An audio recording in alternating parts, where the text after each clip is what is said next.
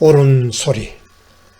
한국이 GA 국가가 되면 2023년 3월 6일 옥세철 논설위원. 2007년이었던가 자유롭고 열린 인도 태평양 이 구상이 처음 제시된 것은 아베 일본 총리가 인도 의회 연설에서 중국 부상 이후 인도 태평양의 지정학적 연속성과 정치적 중요성을 역설하면서 그 골자가 드러났습니다. 이후 미국이 그 구상을 받아들여 미국, 일본, 호주, 인도 4개국 안보회담이 결성됐고 이를 확대시킨 아시아판 나토, 그러니까 군사 동맹 성격의 인도 태평양 조약기구 발족 방안까지 트럼프 행정부 때 계획되었습니다. 전 세계 인구의 65%와 국내 총생산 60% 이상이 집중되어 있습니다. 그런데다가 중국의 1대1로 세계 전략에 대응해 아프리카에서 남아시아, 동남아시아, 동아시아 국가들의 결속을 강화할 필요가 있습니다. 인도 태평양의 중요성은 계속 높아가고 있다고나 할까. 이런 정황에서 인도 태평양 지역에서 한국의 역할 확대를 요구하는 목소리가 높아가고 있습니다. 중국 견제를 위한 4개국 협력체 쿼드를 확산해 한국과 프랑스를 참여시켜야 한다는 미국 민주당 상원 외교위가 보고서를 통해 한 공고가 그 하나입니다. 쿼드 플러스 제안만이 아니다. 한미일 협력의 잠재력은 북한을 넘어 인도 태평양으로 확장된다는 진단과 함께 한국의 기술 리더십을 고려할 때 한국을 미일 경제정책협의위원회에 가입시켜 한미일 외교 경제 장관급 회담인 이른바 2+2+2 회담을 검토해야 한다고 제안했습니다. 거기다가 중국의 대만 침공을 막기 위해 한국과 일본, 호주 등과의 연합계획 강화 주문도 하고 나섰습니다. 그리고 나온 것이 미국, 영국, 프랑스, 독일, 이탈리아, 일본, 캐나다 그리고 유럽연합 최선진국 연합체인 주요 7개국 G7을 G8로 확대해 한국을 회원으로 받아들여야 한다는 내셔널 인터레스트지 보도다. 인도 태평양 지역의 중요성은 날로 커간다. 반비례 자유시장 민주주의 체제에 대한 중국과 러시아의 위협은 계속 높아가고 있다.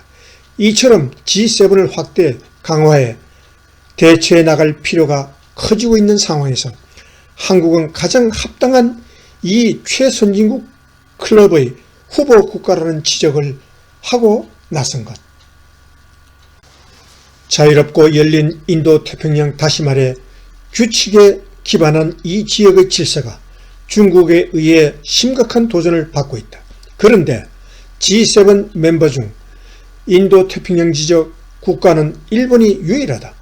이런 불균형은 시정되어야 하고 또 변하고 있는 현실에 적절한 대응을 할 필요가 있다. 한국은 인도 태평양 지역 국가이다. 이 지역에서 일본 다음의 경제 대국으로 기존 G7 멤버인 이탈리아, 캐나다와 GDP에서 별 차이가 없다. 군사력은 세계 6위인데다가 폴란드에 대대적인 K 방산 수출을 한 데 이어 발트 3국, 루마니아 등에도 K9 자주포, K2 전차 등 무기를 대대적으로 공급, 권위주의 러시아 팽창 저지의 일익을 담당하고 있다. 한국은 기술 강국으로 반도체, 전기차 배터리 등에서도 세계 최정상을 달리고 있다. 이 대한민국이야말로 G7이 절실히 필요로 하는 파트너라는 것이 내셔널 인터레스트지의 진단이다. GA의 이론이 된다. 이는 한국에 어떤 효과가 있을까? 동맹 전략적 파트너 강화의 중요성은 우크라이나 전쟁을 통해 다시 한번 입증되었다. 그런 점에서 북한은 말할 것도 없고 중국으로부터의 위협에 직면해 있는 한국의 안보에 결정적 도움을 준다. 주요 서방 국가들과의 연대 강화로 인도 태평양 지역의 민주주의 수호 요새 국가로서 한국의 국제적 위상이 커지면서 주요 국가로서 한국을 국제사회는 새삼 인식하게 됐기 때문이다.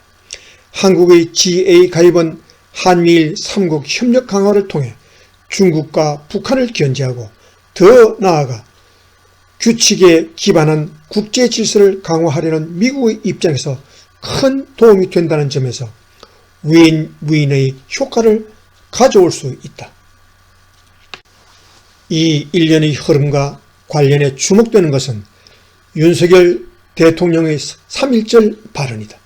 일본을 보편적 가치를 공유하는 협력 파트너라고 지칭한 것이다. 지난해 취임 후 첫 광복절 경축사에서 일본을 세계 시민의 자유를 위협하는 도전에 맞서 함께 힘을 합쳐 나아가야 하는 이웃이라고 밝힌 데 이어 재차 협력해야 할 대상임을 강조한 것이다. 그리고 지난해 말 윤석열 정부는 자유, 평화, 번영의 인도태평양 전략보고서를 발표했다. 그 내용이 그렇다. 전략적 모성 뒤에 숨어 사실상 굴종 노선을 걸어온 문재인표 외교에서 일탈, 워싱턴 쪽으로 방향을 틀었다고나 할까. 신냉전을 맞아 세계의 안보 지형이 급변하고 있다. 특히 러시아의 우크라이나 침공 이후 대전환의 신호가 곳곳에서 전해지고 있다. 두려움이 느껴질 정도로 우크라이나 전쟁 지원에 대만 유사 사태 시 참여 요청의 목소리가 높아지고 있다. 그 가운데 어느 때보다 그 필요성이 절실히 요구되는 것은 한국과 일본의 협력 강화다.